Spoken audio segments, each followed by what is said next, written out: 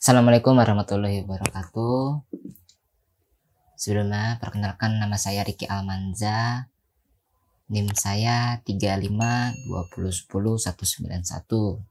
Saya berasal dari kelas IE20C3. Di video kali ini saya mau mereview tentang industri otomasi dan robotik. Oke, langsung saja. Apa sih industri 4.0 itu? Jadi dia itu merupakan revolusi industri keempat yang pertama kali diperkenalkan di Jerman. Banyak perusahaan, pusat penelitian, dan universitas mengakui bahwa robotika dan teknologi otomasi adalah dasar dari manufaktur industri dan pendorong penting untuk industri 4.0. Industri yang dalam konteks ini berfokus pada manufaktur, memberikan nilai tambah melalui transformasi bahan menjadi produk. Syarat Industri 4.0 menjadi dikenal publik pada tahun 2011 ketika sebuah inisiatif yang disebut Industri 4.0 di mana asosiasi perwakilan dari bisnis, politik, dan akademisi mempromosikan ide sebagai pendekatan untuk memperkuat daya saing industri manufaktur Jerman. Pemerintah federal Jerman mempersembahkan industri 4.0 sebagai struktur baru yang muncul di mana manufaktur dan sistem logistik dalam bentuk sistem produksi cyber fisikal atau CPPS secara intensif menggunakan informasi yang tersedia secara global dan jaringan komunikasi untuk secara ekstensif, otomatis, pertukaran informasi, dan di mana produksi dan proses bisnis yang cocok. Industri 4.0 mengacu pada fase selanjutnya dalam digitalisasi dari sektor manufaktur, di mana Internet Things atau IoT tampaknya memainkan peran besar yang memiliki potensi untuk memasukkan informasi ke dalamnya dan menambah nilai bagi industri manufaktur untuk mewujudkan produksi dengan volume rendah dan campuran tinggi dengan cara yang hemat biaya, juga melibatkan pengelolaan dan pengorganisasian seluruh nilai rantai proses industri manufaktur. Tujuan industri 4.0 untuk mengembangkan pabrik pintar di mana produk dapat menemukan jalannya sendiri melalui produksi dan menetapkan alternatif jika terjadi gangguan. Sebagai basis teknologi yang melayani sistem siberfisik dan Internet of Things dan Service. Sejarah revolusi industri. Yang pertama, pada akhir abad ke-18 yang merupakan produk mekanis atas dasar dari air dan uap. Lalu revolusi industri kedua diawali pada abad 20 yang terjadi selama pengenalan ban berjalan dan produksi massal untuk yang namanya ikon-ikon seperti Henry Ford dan Frederick Taylor. Revolusi ketiga membutuhkan tempat dalam otomatisasi digital produksi dengan cara elektronik dan sistem teknologi informasi. Lalu yang keempat ditransformasikan ke tahap keempat dengan munculnya robot otomatisasi kontemporer, sistem siberfisik, internet segala sesuatu, internet jasa, dan sebagainya. Robot industri. Robot industri merupakan salah satu pendorong utama industri 4.0. Telah berevolusi signifikan sejak dekade terakhir pada abad ke-20. Menjadi lebih produktif, fleksibel, serbaguna, lebih aman, dan kolaboratif. Dan dengan demikian menciptakan tingkat nilai yang belum pernah terjadi sebelumnya di seluruh ekosistem. Pabrik pintar yang akan menjadi jantung industri 4.0 akan menerima informasi dan komunikasi teknologi untuk evolusi dalam rantai pasokan dan lini produksi yang membawa tingkat keduanya yang jauh lebih tinggi, otomatisasi dan digitalisasi. Mesin menggunakan optimasi diri, konfigurasi diri, dan bahkan buatan kecerdasan untuk menyelesaikan tugas-tugas kompleks untuk memberikan efisiensi biaya yang jauh lebih unggul. dan lebih baik. Hebatnya Industri 4.0. Salah satunya memiliki harapan bahwa hal itu pada akhirnya akan memungkinkan semua perusahaan manufaktur untuk mendapatkan akses pemodelan yang mudah dan terjangkau. Lalu konsep Industri 4.0 adalah yang terbaik, ditentukan oleh pabrik pintar. Proyek melalui penggabungan dunia virtual dan fisik, melalui cyberfisik dan perpaduan yang dihasilkan dari industri siklus hidup manufaktur menjadi berorientasi pada meningkatnya individualisme kebutuhan pelanggan dan meliputi ide dan urutan untuk pengembangan dan produksi, distribusi produk ditambah daur ulang, dan lebih jauh lagi termasuk semua lain yang terkait. Lalu keterkaitan manusia, objek, dan sistem mengarah ke dinamis. Lalu sistem penciptaan nilai yang dievaluasi dan optimalkan menggunakan kriteria seperti biaya, ketersediaan, dan efisiensi sumber daya. Lalu Industri 4.0 menekankan gagasan tentang digitalisasi yang konsisten dan menghubungkan semua unit produktif dalam suatu perekonomian. Aplikasi robot yang berkembang.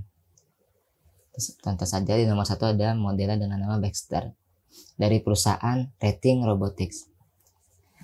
Secara deskripsi, robot produksi interaktif pertama dunia, sangat cocok untuk berbagai aplikasi pengemasan. Lalu yang kedua ada model Sawyer dari perusahaan yang sama, Rating Robotics. Secara deskripsi, robot kolaboratif kinerja tinggi baru yang revolusioner yang dirancang untuk melakukan perawatan mesin, pengujian papan sirkuit, dan tugas presisi lainnya yang tidak praktis untuk diotomatisasi dengan robot konvensional. Lalu model 3 ada Roberta dari perusahaan Gomtech. Roberta adalah robot industri 6 aksis yang ringan, mudah beradaptasi, dan murah. Ini secara khusus dikembangkan untuk perusahaan kecil dan menengah yang berfokus pada otomatisasi yang fleksibel dan efisien. Lalu yang keempat, ada model US series dari perusahaan Universal Robot. UR5 adalah lengan robot yang sangat fleksibel dan ideal untuk mengoptimalkan proses kolaboratif berbobot rendah seperti memetik, menempatkan, dan menguji. Lalu model yang kelima ada CR Strip 3IA dari perusahaan Fanuc.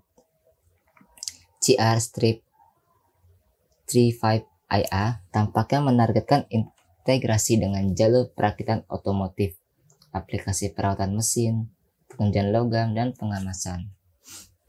Lalu model ke-6 ada BioRob Arm dari perusahaan Bionic Robotics. BioRob yang ringan telah disertifikasi aman untuk digunakan dalam jarak dekat dengan manusia tanpa memerlukan tindakan perlindungan lebih lanjut. Lalu model ke-7 ada P-Strip Rob dari perusahaan FNP Personal Robotic. FNP menyediakan solusi robotik lengkap yang memanfaatkan keahlian dalam teknologi lengan dan efektor serta kecerdasan buatan. Lalu model ke-8 ada PF400 dari perusahaan Precise Automation. PF400 digunakan untuk pelanggan dengan sedikit pengalaman otomatisasi, namun kuat dan cukup cepat untuk mendukung operasi perakitan tugas ringan. Lalu model yang terakhir atau ke-9 ada Speedy 10 dari perusahaan Mobi Robotics. Manufaktur fleksibel yang sering dipublikasikan saat ini adalah alasan pengembangan ini dan didasarkan pada desain yang ringan dengan karakteristik redaman yang sangat baik. Organisasi yang berada di revolusi industri 4.0. Yang pertama ada German Research Center for Artificial Intelligence atau DFKI. Visi DFKI didasarkan pada sistem fisik siber, menggabungkan sistem mekanis dan dengan elektronik untuk menghubungkan semuanya bersama-sama, di mana modul yang berbeda di pabrik berpotensi menggerakkan diri mereka sendiri untuk membuat pabrik mengubah jalur produksi. 141. Muhammad Aiman Kamarul Bahrin dan kawan-kawan dalam jurnal Teknologi Ilmu Pengetahuan dan Teknik. Yang kedua ada Siemens. Siemens memproduksi Programmable Logic Control atau PLCS khusus di pabrik pintar yang canggih di mana manajemen produk, manufaktur, dan sistem otomasi terintegrasi. Lalu yang ketiga ada Google. Google Glass sebagai konsep baru pengoperasian mesin yang terutama dikembangkan untuk sektor konsumen, mengintegrasikan antara lens head-up display untuk informasi plus kamera digital. Google Glass juga digunakan di lingkungan industri sebagai suplemen untuk operasi dan observasi dalam produksi.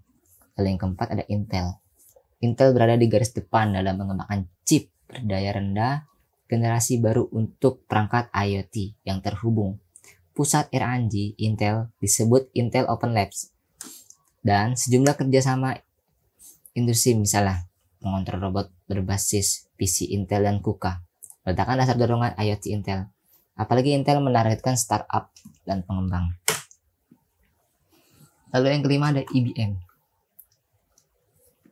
IBM adalah perusahaan konsultan dan teknologi terintegrasi global yang berkantor pusat di Armonk, New York.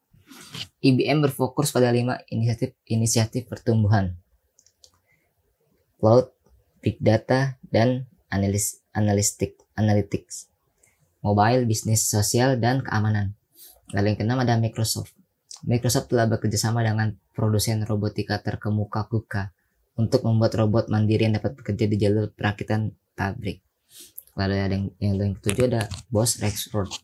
Ini perakitan realistik. Bosch Rexroth memproduksi produk individual secara otomatis dan ergonomis. Potensi robotik industri di Malaysia. Diasipkan oleh Ergonomic Perencanaan Unit atau EPU Malaysia, pemerintah bertujuan untuk meningkatkan produktivitas dan mengurangi ketergantungan dari modal dan tenaga kerja.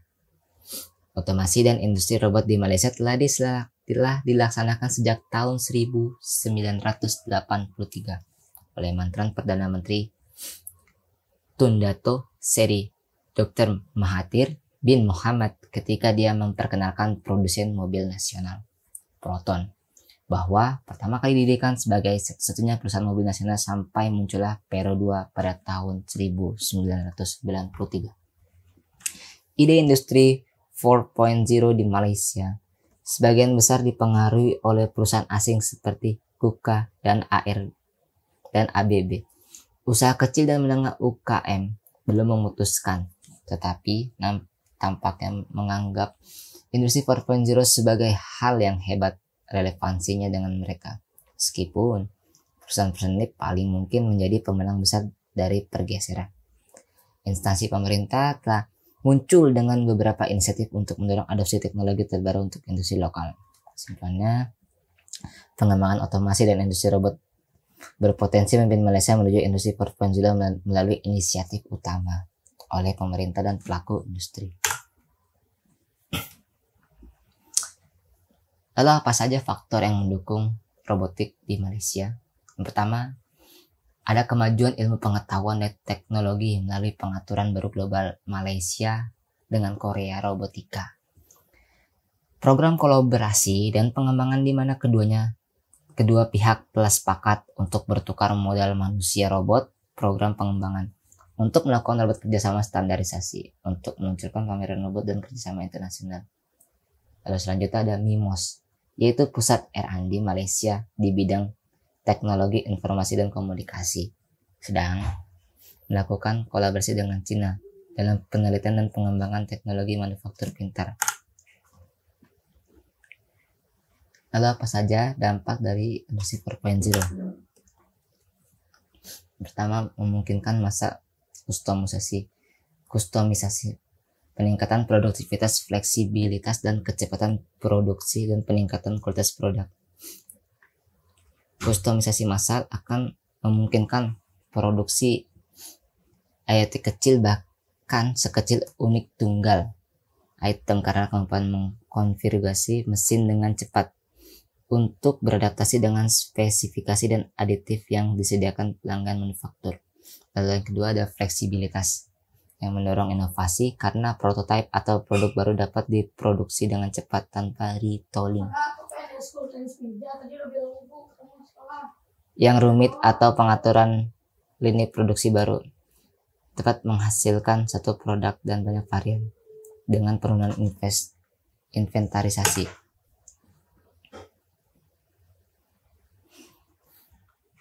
Nah, yang kedua, di Jerman, rantai pasokan berbasis data dapat mempercepat produksi proses dengan perkiraan 120% dalam hal waktu yang dibutuhkan untuk mengirimkan pesanan dan 70% untuk waktu untuk mendapatkan produk ke pasar. Lalu, mengintegrasikan pengembangan produk dengan digital dan produksi fisik telah dikaitkan dengan peningkatan kualitas produk dan secara signifikan pengurangan tingkat kesalahan. Lalu, data dari sensor dapat digunakan untuk memantau setiap bagian yang diproduksi. Juga dapat dikumpulkan dan dianalisis menggunakan teknik data besar untuk mengidentifikasi dan memecahkan masalah kecil. Lalu, peningkatan kualitas memainkan peran penting. Peran dalam mengurangi biaya dan karenanya meningkatkan daya saing. Yang ketiga, 100 teratas pabrikan Eropa dapat menghemat biaya, membuang atau mengerjakan ulang produk yang cacat jika mereka bisa memindahkan semua cacat. Beberapa perusahaan akan dapat mengatur atau mematikan pabrik tempat robot otomatis yang dapat terus berjalan produksi tanpa cahaya atau panas setelah staf pergi ke rumah. Pekerjaan manusia dapat digunakan secara lebih efektif untuk tugas-tugas yang benar-benar penting. Lebih mudah menghasilkan uang hari ini dengan lebih sedikit pekerja, tidak seperti seperempat abad yang lalu. Robotika di industri aplikasi memiliki dampak ekonomi yang besar, di mana peningkatan produktivitas dapat mendorong pertumbuhan ekonomi. Lalu kita sampai pada poin kesimpulan, di mana sejak munculnya teknologi informasi dan komunikasi atau TIC, ekonomi negara-negara di seluruh dunia meningkat secara dramatis. Karena perusahaan dapat bersaing dalam skala global untuk meraih peluang yang ada. Seperti Jerman berniat menjadi pasar terdepan untuk solusi industri 4.0, memimpin revolusi industri 4.0 sejak 2011 untuk mewujudkan visi teknologi tinggi, sehingga banyak perusahaan, organisasi, dan penelitian mengambil kesempatan ini untuk memajukan pengetahuan dan teknologi mereka. Revolusi industri keempat akan didasarkan pada sistem cyberfisik, Internet of Things, dan Internet of Service. Semakin banyak perusahaan dan negara yang bergabung dengan gerakan ini dengan pendekatan yang berbeda agar dapat bersaing untuk mendapatkan keuntungan dari produktivitas dan keuntungan ekonomi yang diberikan. Meskipun industri 4.0 mencakup hal yang sangat luas. Mungkin sekian dari saya. Terima kasih, kurang lebih mohon maaf. Wassalamualaikum warahmatullahi wabarakatuh. Untuk link nanti saya taruh di slide paling akhir. Terima kasih.